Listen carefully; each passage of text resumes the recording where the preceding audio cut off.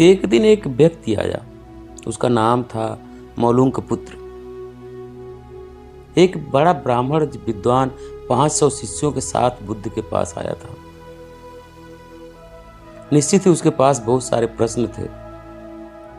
एक बड़े विद्वान के पास ढेर सारे प्रश्न होते ही हैं, समस्याएं होती हैं। बुद्ध ने उसके चेहरे की तरफ देखा और कहा, मौलुंक पुत्र, एक शर्त है। यदि तुम शर्त पूरी करो तभी मैं तुम्हारे प्रश्नों का उत्तर दे सकता हूं। मैं तुम्हारे सिर में भनभनाते प्रश्नों को देख सकता हूं।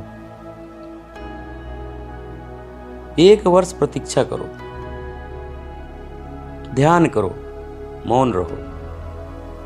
जब तुम्हारे भीतर का शोरगुल समाप्त हो जाए, जब तुम्हारी भी की बातचीत रुक जाए, तब तुम कुछ भी पूछना और मैं उत्तर दूंगा। यह मैं वचन देता हूं। मौलुंक पुत्र कुछ चिंतित हुआ। 1 वर्ष केवल मौन रहना और तब यह व्यक्ति उत्तर देगा, और कौन जाने कि वे उत्तर सही भी है या नहीं। तो हो सकता है 1 वर्ष बिल्कुल भी बेकार हो जाए। इसके उत्तर बिल्कुल व्यर्थ भी हो सकते हैं। क्या करना चाहिए? वह दुविधा में पड़ गया। वह थोड़ा झिझक भी रहा था। ऐसी शर्त मानने में इसमें खतरा था। और तभी बुद्ध का एक दूसरा शिष्य सारिपुत्र जोर से हंसने लगा। वह वहीं पास में बैठा हुआ था, एकदम खिलखिलाकर हंसने लगा। मौलुंक पुत्र और भी परेशान हो गया। उसने कहा, क्या बात है, तुम क्यों हंस रहे हो? सारिपुत्र ने कहा, इनकी मत सुनना, ये बहुत धोखेबाज हैं। इन्होंने मुझे भी धोखा दिया। जब मैं आया था, तुम्हारे तो केवल 500 शिष्य हैं, मेरे 5000 थे। मैं बड़ा ब्राह्मण था, देश में भी मेरी ख्याति थी। इन्होंने मुझे फुसला लिया। इन्होंने कहा, साल भर प्रतीक्षा करो, मौन रहो, ध्यान करो और फिर पूछना, तब मैं उत्तर दूंगा। और साल भर बाद कोई प्रश्न ही नहीं बचा। तुम्हें कभी कुछ पूछा ही नहीं और इन्होंने कोई उत्तर दिया ही नहीं। यदि तुम पूछना चाहते हो तो अभी पूछ लो। मैं इसी चक्कर में पड़ गया। मुझे इसी तरह इन्होंने धोखा दिया। बुद्ध ने कहा, मैं अपने वचन का पक्का रहूंगा। यदि तुम पूछते हो तो मैं उत्तर दूंगा। यदि तुम पूछो ही नहीं तो मैं क्या कर सकता हूं? 1 वर्ष बीता। मौलुंक पुत्र ध्यान में उतर गया और मौन हो गया। भीतर की बातचीत समाप्त हो गई। भीतर का कोलाहल रुक गया। वह बिल्कुल भूल गया कि 1 वर्ष कब बीत गया। कौन फिक्र करता है? जब प्रश्न ही नहीं रहे तो कौन उत्तरों का फिक्र करता है? एक दिन अचानक बुद्ध ने पूछा, यह वर्ष का अंतिम दिन है।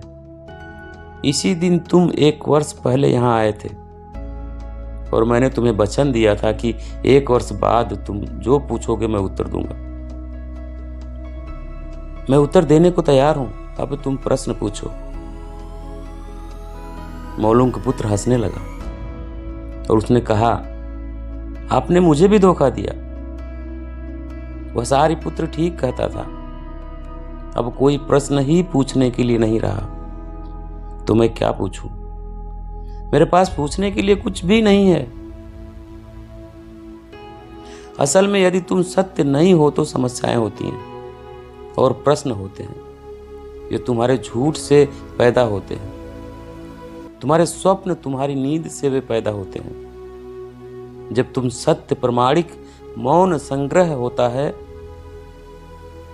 वे तिरोहित हो जाते हैं।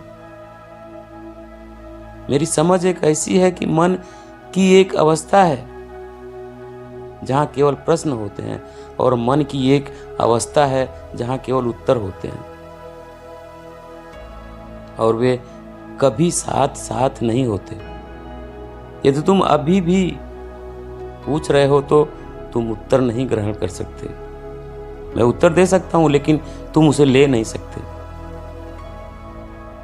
यदि तुम्हारे भीतर प्रश्न उठने बंद हो जाएं, तो मुझे उत्तर देने की कोई जरूरत नहीं है। तुम्हें उत्तर मिल जाता है।